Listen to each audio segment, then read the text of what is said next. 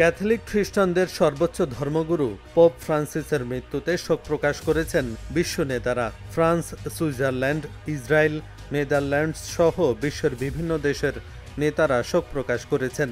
সোমবার এক বিবৃতিতে ভ্যাটিকান জানিয়েছে ৮৮ বছর বয়সী পোপ ফ্রান্সিস ভ্যাটিকানের কাসা সান্তা মার্টায় নিজ বাসভবনে মারা গেছেন। পোপ ফ্রান্সিস দীর্ঘদিন ধরে ফুসফুসের জটিলতায় ভুগছিলেন। তরুণ বয়সে তার একটি ফুসফুস আংশিক অপসারণ করা হয়েছিল। ২০২৫ সালের ১৪ ফেব্রুয়ারি তাকে রোমের গোমিলি হাসপাতালে ভর্তি করা হয়। শ্বাসকষ্ট থেকে শুরু হয়ে পরে তা ডাবল নিউমোনিয়ায় রূপ নেয়। হাসপাতালটিতে তিনি ৩৮ দিন ছিলেন, যা তার ১২ বছরের পোপ জীবনের সবচেয়ে দীর্ঘ চিকিৎসা ছিল।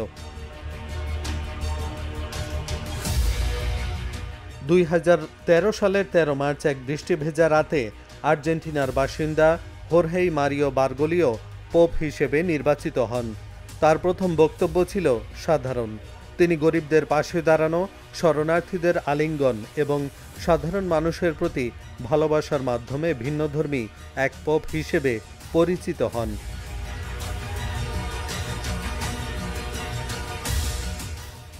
পোপ ফ্রান্সিসের মৃত্যুতে শোক প্রকাশ করেছেন ফ্রান্সের প্রেসিডেন্ট ইমানুয়েল ম্যাক্রো। শোক জানিয়েছেন নেদারল্যান্ডসের প্রধানমন্ত্রী ডিক স্কুফ। ইসরায়েলের প্রেসিডেন্ট আইজ্যাক হারজগ এক বিবৃতিতে পোপের অসাধারণ উদারতার প্রশংসা করেছেন।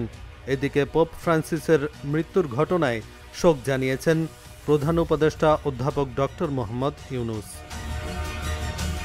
এহসানুল হক, ঢাকা জার্নাল।